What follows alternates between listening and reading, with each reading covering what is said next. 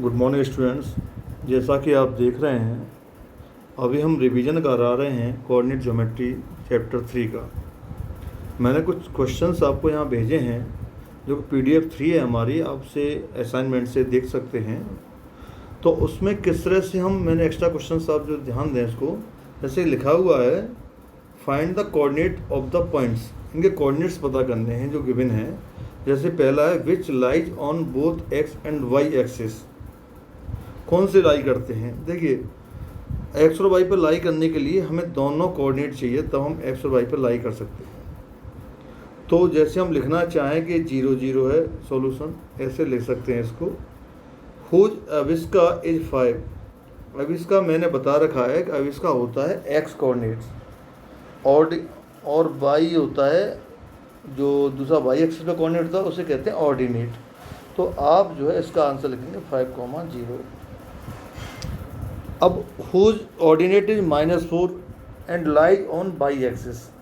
देखो, ऑर्डिनेट यानी y coordinate दे रखा है, लेकिन एक्स कोऑर्डिनेट नहीं दे रखा जो वाई एक्सिस पर लाई करता है। इट मीन्स क्या होगा, सिंपली अगर हम देखें आप, तो ये वाला एक्स कोऑर्डिनेट तो 0 होगा और जो वाई कोऑर्डिनेट यहाँ आ जाएगा हमारा -4। तो इसे कैसे लिखेंगे? 0, -4।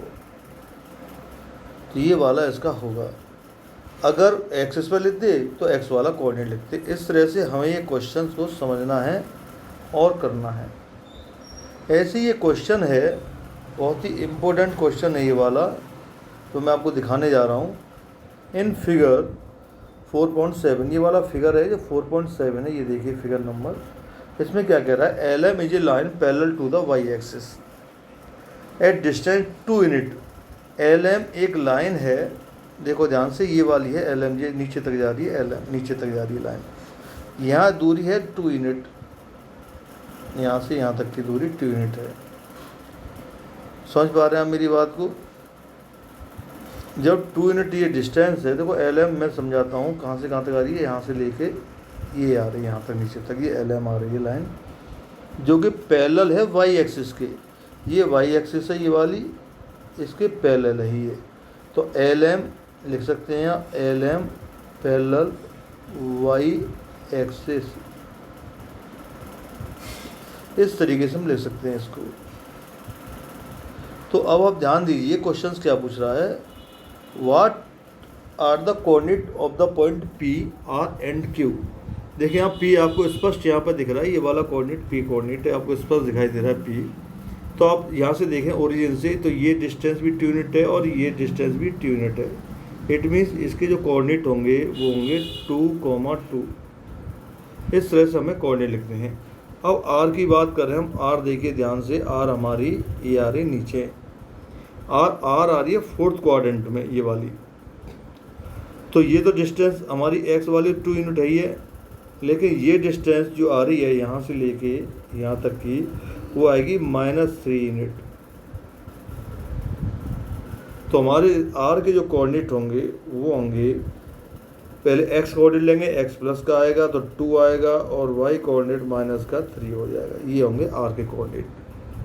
अगर मुझे M के निकालने हों तो M के भी देखिए आप, M के कोऑर्डिनेट निकलेंगे, वो निकलेंगे 2, तो ये डिस्टेंस आ रही है 2 और -4।